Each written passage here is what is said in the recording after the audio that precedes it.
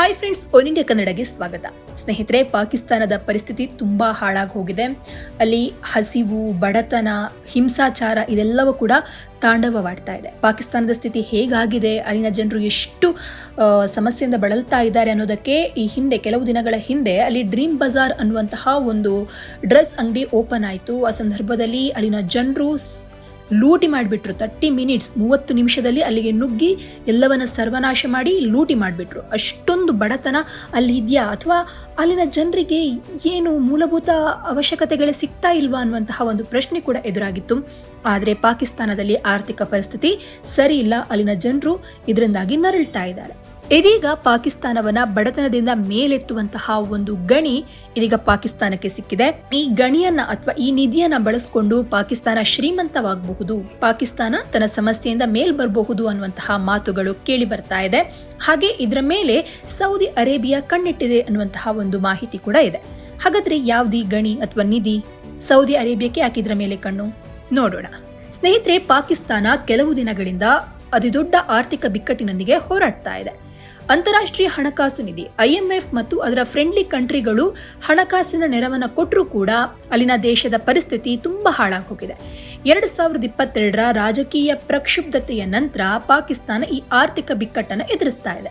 ಪ್ರಸ್ತುತವಾಗಿ ಪಾಕಿಸ್ತಾನ $ಬಿಲಿಯನ್ ಲೆಕ್ಕದಲ್ಲಿ ವಿದೇಶಿ ಸಾಲವನ್ನ ಹೊಂದಿದೆ ಮತ್ತು ದೇಶದಲ್ಲಿ ಬಡತನ ಪ್ರಮಾಣ ಸುಮಾರು 40% ನಷ್ಟಿದೆ. ಆದರೂ ಕೂಡ ಈ ಬಿಕ್ಕಟ್ಟಿನಿಂದ ಪಾರಾಗ್ಲಿಕ್ಕೆ ಪಾಕಿಸ್ತಾನ ತನ್ನ ಕೈಯಲ್ಲಿ ನಿಧಿಯನ್ನ ಇಟ್ಕೊಂಡಿದೆ ಅಂತ ಹೇಳಲಾಗ್ತಾ ಇದೆ. ಪಾಕಿಸ್ತಾನದ ಬಲೂಚಿಸ್ತಾನ್ ಪ್ರಾಂತ್ಯದಲ್ಲಿ ಚಿನ್ನದ ಗಣಿಗಳಿವೆ. ಅದರಲ್ಲೂ ಕೂಡ ರೆಕೋರ್ಡಿಕ್ ಗಣಿಯಲ್ಲಿ ಬೃಹತ್ ನಿಧಿ ಅಡಗಿದೆ. ರೆಕೋರ್ಡಿಕ್ ವಿಶ್ವದ ಅತಿದೊಡ್ಡ ಚಿನ್ನ ಮತ್ತು ತಾಮ್ರದ ಗಣಿಗಳಲ್ಲಿ ಒಂದು. ಈ ಕಾರಣಕ್ಕಾಗಿ ಇದು ದೇಶದ ಪ್ರಮುಖ ಆಸ್ತಿ ಅಂತ ಹೇಳಬಹುದು. ರೆಕೋರ್ಡಿಕ್ ವಿಶ್ವದ ಅತಿದೊಡ್ಡ ಚಿನ್ನ ಮತ್ತು ತಾಮ್ರದ ಗಣಿಗಳಲ್ಲಿ ಒಂದು. ಈ ಕಾರಣಕ್ಕಾಗಿ ಇದು ದೇಶದ ಪ್ರಮುಖ ಆಸ್ತಿ ಅಂತ ಹೇಳಬಹುದು. ಬಲೂಚಿಸ್ತಾನದ ಚಗೈ ಜಿಲ್ಲೆಯಲ್ಲಿರುವಂತಹ ರೆಕೋರ್ಡಿಕ್ ಗಣಿಯಲ್ಲಿ ಲಕ್ಷಾಂತರ ಟನ್ ಚಿನ್ನ ಇದೆ ಅಂತ ತಜ್ಞರು ನಂಬಿದ್ದಾರೆ. ಈ ಚಿನ್ನ ಮತ್ತು ತಾಮ್ರದ ಗಣಿ ಪಾಕಿಸ್ತಾನದ ನಿರ್ಣಾಯಕ ಆರ್ಥಿಕ ಬಿಕ್ಕಟ್ಟನ್ನ, ಅಂದ್ರೆ ಅದೇನು ಇವಾಗ ಆರ್ಥಿಕ ಸಮಸ್ಯೆಯಿಂದ ಒದ್ದಾಡ್ತಾ ಇದೆಯಲ್ವಾ, ಇದನ್ನ ಕಡಿಮೆ ಮಾಡುತ್ತೆ ಅನ್ನುವಂತಹ, ಹಾಗೆ ಇದನ್ನ ಕಡಿಮೆ ಮಾಡುವ ಪ್ರಮುಖ ಸಂಪನ್ಮೂಲವಾಗಿ ಕಾರ್ಯನಿರ್ವಹಿಸುತ್ತದೆ ಅಂತ ಹೇಳಲಾಗ್ತಾ ಇದೆ. ಇದರಿಂದ ಉತ್ಪಾದನೆಯಾಗುವ ಚಿನ್ನ ಪಾಕಿಸ್ತಾನದ ಆರ್ಥಿಕ ಸವಾಲುಗಳನ್ನ ಕಡಿಮೆ ಮಾಡ್ತದೆ ಅನ್ನುವಂತಹ ನಂಬಿಕೆ ಇದೆ. ಅದಕ್ಕಾಗಿ ಸರ್ಕಾರ ಈಗ ಈ ಗಣಿಯಲ್ಲಿ 15% ನಷ್ಟು ಪಾಲನ್ನ ಸೌದಿ ಅರೇಬಿಯಾಕ್ಕೆ ಮಾರಾಟ ಮಾಡಲಿಕ್ಕೆ ಯೋಚಿಸ್ತಾ ಇದೆ. ಇದರಿಂದಾಗಿ ಕುಂಟುತ್ತಾ ಇರುವಂತಹ ಪಾಕಿಸ್ತಾನದ ಆರ್ಥಿಕತೆ ಸರಿಯಾಗುತ್ತೆ, ಅದಕ್ಕೆ ಪರಿಹಾರ ಸಿಗುತ್ತೆ ಅನ್ನುವಂತಹ ಒಂದು ನಂಬಿಕೆ ಇದೀಗ ಪಾಕಿಸ್ತಾನಕ್ಕೆ ಇದೆ. ರೆಕೋರ್ಡಿಕ್ ಗಣಿ ಪಾಕಿಸ್ತಾನದ ಬಲೂಚಿಸ್ತಾನದ ಚಗೈ ಜಿಲ್ಲೆಯ ರೆಕೋರ್ಡಿಕ್ ಪಟ್ಟಣದ ಬಳಿ ಇದೆ. ಈ ರೆಕೋರ್ಡಿಕ್ ವಿಶ್ವದ ಅತಿ ದೊಡ್ಡ ತಾಮ್ರ ಮತ್ತು ಚಿನ್ನದ ನಿಕ್ಷೇಪಗಳನ್ನ ಹೊಂದಿದೆ ಅಂತ ಹೇಳಲಾಗ್ತದೆ. ಬಲೂಚಿಸ್ತಾನದಲ್ಲಿ ಪೂರ್ವ ಪಶ್ಚಿಮದಲ್ಲಿ ಕ್ವೆಟ್ಟಾ ತಫ್ತಾನ್ ಲೈನ್ ರೈಲ್ವೆ ಮತ್ತು ಅಫ್ಘಾನಿಸ್ತಾನದ ಗಡಿಯ ನಡುವೆ ಈ ರೆಕೋರ್ಡಿಕ್ ಇದೆ. ಬ್ಲೂಮ್ಬರ್ಗ್ ವರದಿಯ ಪ್ರಕಾರ ರೆಕೋರ್ಡಿಕ್ ವಿಶ್ವದ ಅತಿ ದೊಡ್ಡ ಅಭಿವೃದ್ಧಿಯಾಗದ ತಾಮ್ರ ಮತ್ತು ಚಿನ್ನದ ನಿಕ್ಷೇಪಗಳಲ್ಲಿ ಒಂದು ಅಂತ ಹೇಳಲಾಗ್ತಾ ಇದೆ. ಇದು ಅರ್ಧ ಶತಮಾನಕ್ಕೂ ಹೆಚ್ಚು ಕಾಲ ವಾರ್ಷಿಕವಾಗಿ 2 ಲಕ್ಷ ಟನ್ ತಾಮ್ರ ಮತ್ತು 2.5 ಲಕ್ಷ ಔನ್ಸ್ ಚಿನ್ನವನ್ನ ಉತ್ಪಾದಿಸುವ ಸಾಮರ್ಥ್ಯವನ್ನ ಹೊಂದಿದೆ. ಬಲೂಚಿಸ್ತಾನ್ ನೈಸರ್ಗಿಕ ಸಂಪನ್ಮೂಲಗಳ ಗಣಿ ಅಂತಾನೆ ಹೇಳಬಹುದು. ಇಲ್ಲಿ ತುಂಬಾ ನೈಸರ್ಗಿಕ ಸಂಪನ್ಮೂಲಗಳಿವೆ. ಇದರ ಗಣಿಗಳಲ್ಲಿ ಸಾಕಷ್ಟು ಚಿನ್ನ ಮತ್ತು ತಾಮ್ರದ ನಿಕ್ಷೇಪಗಳಿದೆ.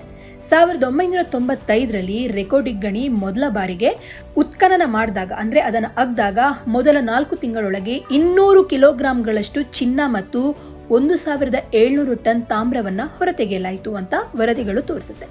ಆ ಸಮಯದಲ್ಲಿ ತಜ್ಞರು ಗಣಿಯಲ್ಲಿ ಸುಮಾರು 400 ಮಿಲಿಯನ್ ಟನ್ ಚಿನ್ನವನ್ನ ಹೊಂದಿರಬಹುದು ಅಂತ ಅಂದಾಜಿಸಿದ್ದಾರೆ.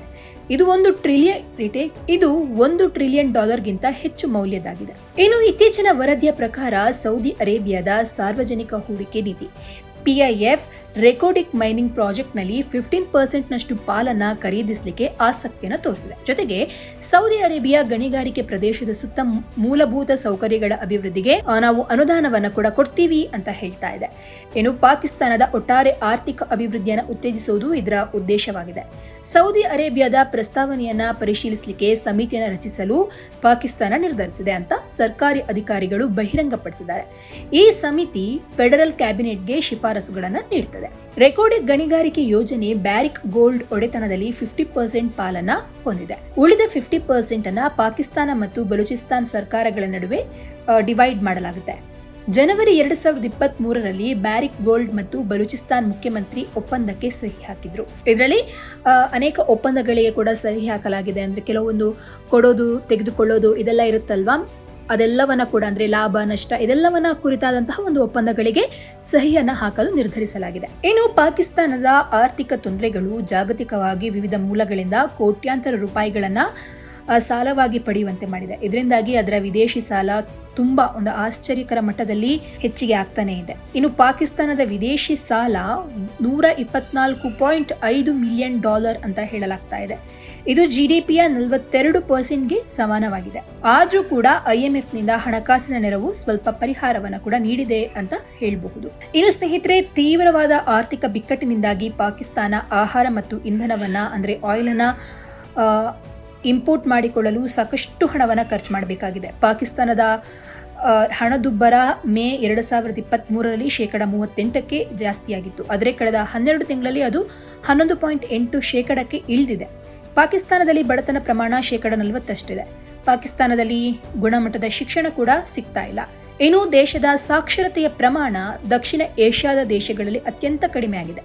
ಪಾಕಿಸ್ತಾನದಲ್ಲಿ ಸುಮಾರು 25 ಮಿಲಿಯನ್ ಮಕ್ಕಳು ಶಾಲೆಗೆ ಹೋಗ್ತಾ ಇಲ್ಲ. ಪಾಕಿಸ್ತಾನದ ಸಾವಿರಾರು ಶಾಲೆಗಳಿಗೆ ಮೂಲ ಸೌಕರ್ಯಗಳ ಕೊರತೆ ಇದೆ. ದೇಶವನ್ನ ಸಂತೋಷಪಡಿಸುವಲ್ಲಿ ಪ್ರಮುಖ ಪಾತ್ರ ವಹಿಸುವ ಎಲ್ಲಾ ಮಾನದಂಡಗಳಲ್ಲಿ ಕೂಡ ಪಾಕಿಸ್ತಾನ ತುಂಬಾ ಹಿಂದೆ ಉಳಿದ್ಬಿಟ್ಟಿದೆ. ಇನ್ನೊಂದು ವಿಷಯ ಅಂತಂದ್ರೆ ಸ್ನೇಹಿತರೆ, ಪಾಕಿಸ್ತಾನಕ್ಕೆ ಸಮುದ್ರದಲ್ಲಿ ಒಂದು ನಿಧಿ ಸಿಕ್ಕಿದೆಯಂತೆ. ಈ ನಿಧಿಯನ್ನ ಬಳಸಿಕೊಂಡು 5 ವರ್ಷದಲ್ಲಿ ಅರಬ್ನಂತೆ ಪಾಕಿಸ್ತಾನ ಶ್ರೀಮಂತ ಆಗುತ್ತಾ ಅನ್ನುವಂತಹ ಒಂದು ಪ್ರಶ್ನೆ ಕೂಡ ಇದೀಗ ಕೇಳ್ತಾ ಇದೆ. ನಮ್ಮ ನೆರೆಯ ರಾಷ್ಟ್ರ ಪಾಕಿಸ್ತಾನದ ಕಡಲ ತೀರದಲ್ಲಿ ಅಂದ್ರೆ ಸಮುದ್ರ ತೀರದಲ್ಲಿ ಪೆಟ್ರೋಲಿಯಂ ಮತ್ತು ನೈಸರ್ಗಿಕ ಅನಿಲದ ಬೃಹತ್ ಸಂಗ್ರಹ ಪತ್ತೆಯಾಗಿದೆಯಂತೆ. ಪಾಕಿಸ್ತಾನ ಭೂವೈಜ್ಞಾನಿಕ ಸಮೀಕ್ಷೆಯ ಮೂಲಕ ಸಂಗ್ರಹ ಸ್ಥಳವನ್ನು ಗುರುತಿಸಲಾಗಿದೆ ಅಂತ ಪತ್ತೆ ಕಾರ್ಯದಲ್ಲಿ ತೊಡಗಿಸಿಕೊಂಡಿದ್ದಂತಹ ಇಲಾಖೆಗಳು ಸರ್ಕಾರಕ್ಕೆ ತಿಳಿಸಿದೆ. ಆದರೆ ಈಗಾಗಲೇ ಈ ಸಂಗ್ರಹವನ್ನು ಬಳಸಿಕೊಳ್ಳುವುದು ಸುಲಭವಲ್ಲ. ತೈಲ ಹೊರ ತೆಗೆಯುವಂತಹ ಕಾಮಗಾರಿ ಕೈಗೆತ್ತಿಕೊಂಡು ಪೂರ್ಣಗೊಳಿಸಲಿಕ್ಕೆ ತುಂಬಾ ವರ್ಷ ಬೇಕಾಗಬಹುದು ಅಂತ ಅಧಿಕಾರಿಗಳು ಮಾಹಿತಿಯನ್ನು ನೀಡಿದ್ದಾರೆ ಅಂತ ವರದಿಯಾಗಿದೆ. ಇನ್ನು ನೈಸರ್ಗಿಕ ಅನಿಲದ ಸಂಗ್ರಹ ಎಷ್ಟು ಜಾಸ್ತಿ ಆಗಿದೆ ಅಂತ ಅಂದ್ರೆ ದೇಶದ ಭವಿಷ್ಯವನ್ನ ಬದಲಾಯಿಸಬಹುದಂತೆ.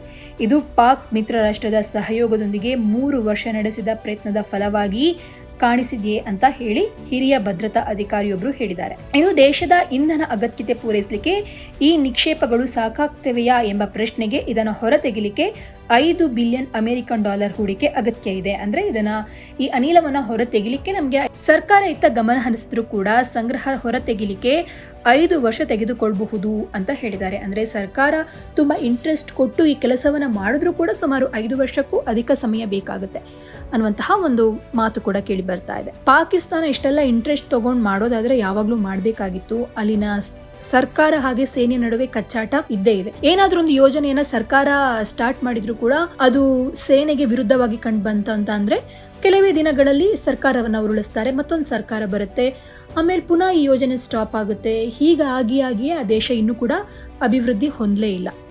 ಹಾಗಾಗಿ ಈ ಯೋಜನೆ ಕೂಡ ಯಾವಾಗ ಸ್ಟಾರ್ಟ್ ಆಗುತ್ತೋ ಯಾವಾಗ ಫಿನಿಶ್ ಆಗುತ್ತೋ ಗೊತ್ತಿಲ್ಲ. ಹಾಗೆ ಪಾಕಿಸ್ತಾನ ಶ್ರೀಮಂತ ಆಗೋದು 5 ವರ್ಷಗಳಲ್ಲಿ ಅರಬ್ನಂತೆ ಅದು ಕೂಡ ಇದೆಲ್ಲ ಯಾಕೋ ನನಸಾಗದ ಒಂದು ಕನಸು ಅನ್ನುವಂತಹ ಒಂದು ಅನುಮಾನ ಕೂಡ ಬರುತ್ತೆ.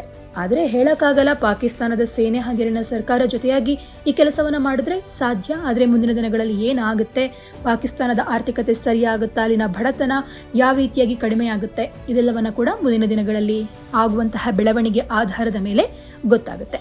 ಸ್ನೇಹಿತರೆ, ಈ ವರದಿ ನಿಮ್ಗೆ ಹೇಗೆ ಅನಿಸ್ತು ಅನ್ನೋದನ್ನ ಕಮೆಂಟ್ ಮೂಲಕ ತಿಳಿಸಿ. ಧನ್ಯವಾದ.